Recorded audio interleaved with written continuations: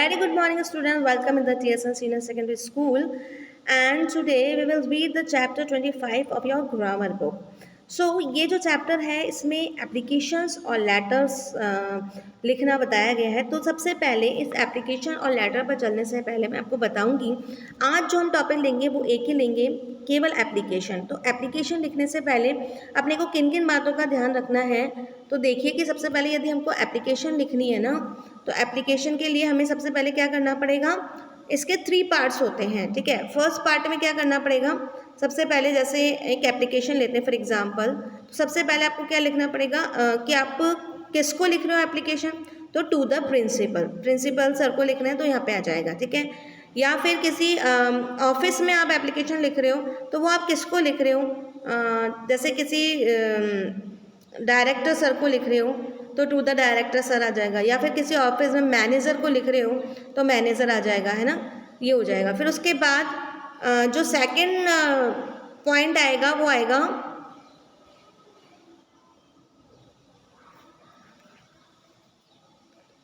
कि आपने किसको लिखी है, मतलब एड्रेस आएगा। सबसे पहले टू द प्रिंसिपल लिखा, उसके बाद हमने लिखा TSN the school Lohagal Ajmer. ठीक है, कि कौन सी जगह भेजनी है, सबसे पहले उसके संस्थापक का नाम, है ना, और फिर सबसे फर्स्ट तो क्या करा, संस्थापक का नाम लिखा। हाँ, फिर उसके बाद हमने क्या लिखा, किस जगह भेजनी है। तो अब यहाँ क्या आएगा, हमारे स्कूल का नाम आया। लेकिन यदि हमने किसी ऑफिस में एप्लीकेशन डाली है तो वहाँ उस ऑफिस का नाम आएगा। उसके बाद थर्ड चीज़ आपको क्या ध्यान रखनी है, डेट का ध्यान रखना है। तो ऊपर जो पोर्शन है उसमें 3 चीज़ मेंशन होगी। सबसे पहले किसको हम एप्लीकेशन लिख रहे हैं, तो यहाँ पर जैसे हमने प्रिंसिपल सर को लिखी तो प्रिंसिपल आएगा, या मैनेजर को लिखी तो मैनेजर आएगा, या फिर डायरेक्टर को लिखी तो डायरेक्टर आएगा, इस तरीके से।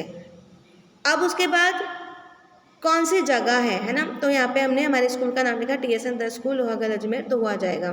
फिर उसके बाद डेट आ जाएगी। फिर उसके बाद अब हम जब एप्लीकेशन लिखते हैं तो फोर्थ पॉइंट ध्यान रखिएगा, फोर्थ पॉइंट है सर या मैम। यदि प्रिंसिपल सर हैं तो रिस्पेक्टेड सर आ जाएगा, और यदि मैम है तो रिस्पेक्टेड मैम लिख सकते हैं या मैम भी लिख सकते हैं, राइट। फिर उसके बाद है अब आपको किसके लिए एप्लीकेशन लिखनी है। अब जैसे हमने यहाँ पे ली एप्लीकेशन फॉर सिक लीव, कि हम बीमार हैं तो इसलिए हमने एप्लीकेशन लिखी है। I want to say that I am ill today, मैं ये कहना चाहूँगी कि मैं आज बहुत बीमार हूँ, so I can not come to school, kindly grant me leave for 2 days, I shall be grateful to you. कि मैं आज बीमार हूँ तो मैं इसलिए स्कूल नहीं आ सकती हूँ, इसलिए मुझे प्लीज़ 2 day की लीव दे दीजिए या अवकाश दे दीजिए। तो ये हमारा मैटर हो गया बीच का। और फिर लास्ट में मैटर के बाद क्या करने का है, एंड करने का है। अब जब हमने स्कूल के लिए लिखी एप्लीकेशन तो क्या लिखेंगे, योर ओबीडेंटली। ठीक है, आपका आज्ञाकारी शिष्य या शिष्या, योर ओबीडेंटली लिखेंगे। और फिर आपका नेम हो जाएगा, या फिर नेम नहीं लिखना है तो फिर रोल नंबर और क्लास लिखा जाएगा। समझ में आ गई बात। सबसे पहले, और हर चीज़ का ये 3 पार्ट्स हैं, इन 3 पार्ट्स के क्या होते हैं, नंबर्स डिवाइड होते हैं, और इसके अकॉर्डिंग हम आपको नंबर देते हैं। ठीक है, अब एक और एप्लीकेशन मैं आपको बता देती हूँ।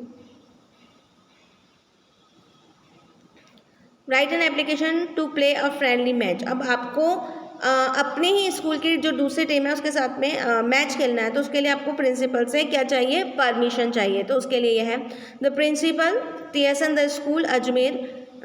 तो यहाँ सबसे पहले मैंने क्या लिखा था, बोला था आपको कि सबसे पहले क्या लिखना है, प्रिंसिपल लिखना है, जिसको भी हम एप्लीकेशन लिख रहे हैं, जिससे भी हम परमिशन ले रहे हैं। ठीक है, फिर उसके बाद स्कूल का नेम आएगा TSN द स्कूल अजमेर, और उसके बाद क्या आएगी, डेट। तो 3 चीज़ें याद रखोगे। फर्स्ट तो क्या कि प्रिंसिपल सर का नेम आएगा, सेकंड एड्रेस, और फिर थर्ड डेट। फिर उसके बाद रिस्पेक्टेड सर या रिस्पेक्टेड मैम।